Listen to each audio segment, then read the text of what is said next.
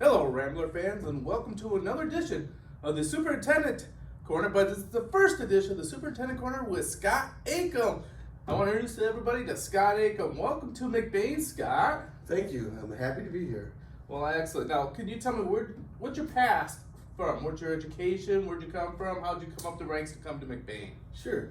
So I grew up in St. Louis, Michigan.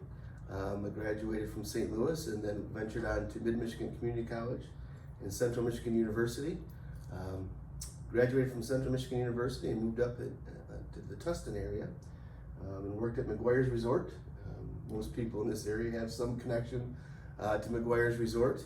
Then I went back to college at Cornerstone and received my teaching certification. From there was when the bottom fell out in Michigan with education and the economy. And my wife and I, we moved to Georgia, and I taught fourth grade in Georgia and was an assistant principal in Georgia. And then was able to move back home to Michigan and was the elementary principal at Mesick for 4.5 years and superintendent at Mesick Consolidated Schools for 6.5.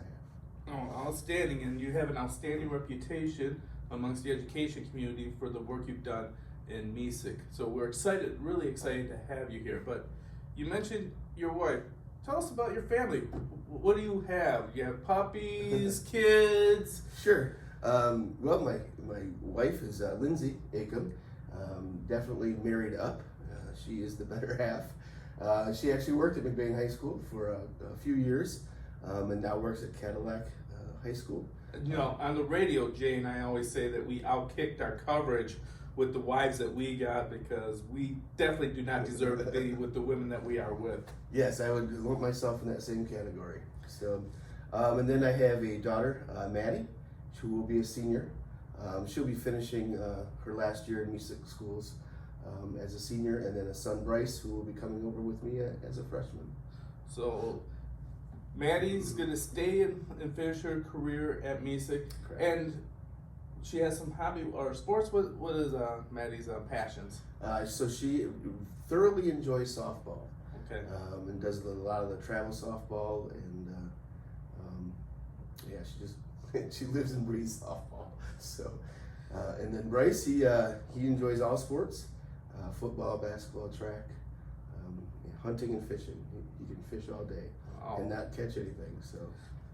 And I've got a chance to meet Bryce because I've seen him at some of the McBain football camps, and he's been very well committed to the team. And my son Caleb's playing with him, and he's got a lot of great things to say about Bryce. All right, so tell us about you.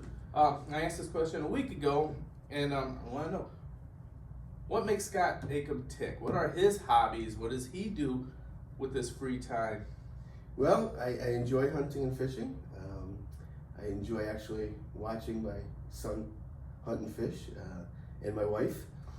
She enjoy watching her hunt. She hunts with us, and I really enjoy the NFL.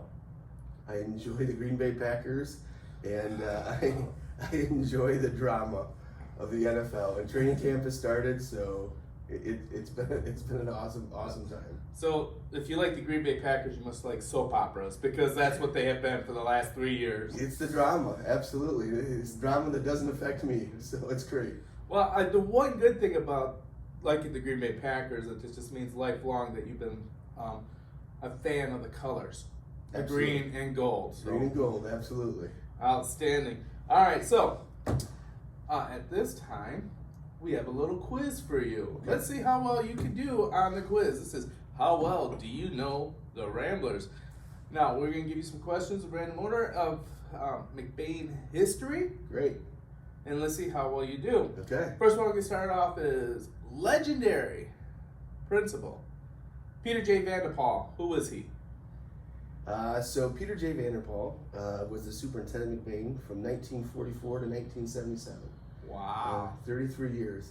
You know, and when I was hearing about Peter J. Vanderpaul, I was trying to imagine of being a superintendent in a district during World War II, right? And then also Vietnam and everything going on in that time period. And just what a challenging time that must have been. Outstanding, outstanding. And he's the namesake of the most prestigious Senior Graduate Award. Mm-hmm. The scholarships, yes, yeah. So, And then there was also W.H. Is it DeHart? okay, William. Yep. Was it William? He was the superintendent 1929, as far as I know, to 1943, which I believe the school burned down in 1929. Yes. So, All right. Very good. He knows some of his history. Let's see how he does on sports. We're going to throw him a curveball.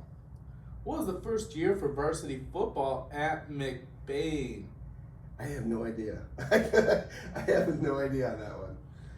No clue. 1971. Really? This is the 50th anniversary of McBain football.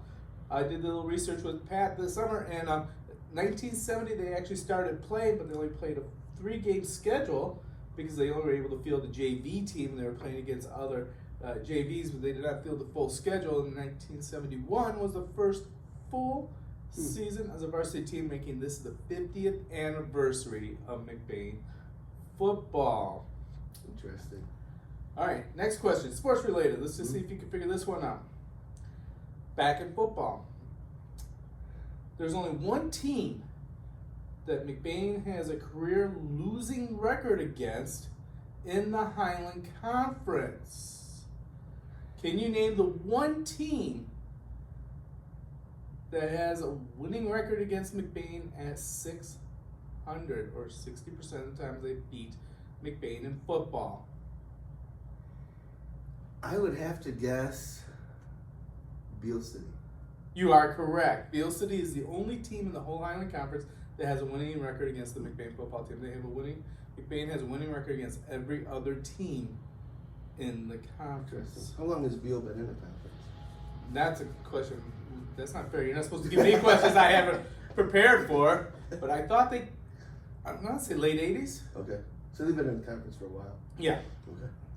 Because didn't Highland just expand not too long ago with Hope Yes, Lake? yes. They just did an SEC thing, and Okay. they did expand to Houghton Lake and Roscommon due to geography, and so Yeah. yes, this should be the third year they're in the Highland Conference. All right. Next question: how many windmills are there in McBain? The power generating windmills? Yes. 29. You are correct. Way to go. 29. He does know his McBain history. All right. And my very last question for you. Let's see how you do on this one. Yeah. How did the Ramblers get their name? So it's one of my favorite stories. Okay. Yeah. So my understanding is, and you can correct me if I'm wrong. I will. That doesn't surprise me. Is that for a period of time, McBain only had a half court for basketball. So they had to play all of their away games, or all of their basketball games away, so they would ramble down the road. That is correct. The fact that McBain did not have a full-size gym caused them to have to travel. Therefore, very good. Well done. That's very impressive. Thank you. All right. Hey, just want to let you know, hopefully we're going to be doing this once a month. Not always knowing about Scott, but we'll get school board information, vision ideas, as well as things that are going around the school. School's just around the corner. I hate to say that, but it is true. It is August. Time to get geared up. Just want to let you know, this has been Gary Vanna. Scott Akom. And you've been watching the Superintendent Corner featuring Scott Akom. Feel the wheel.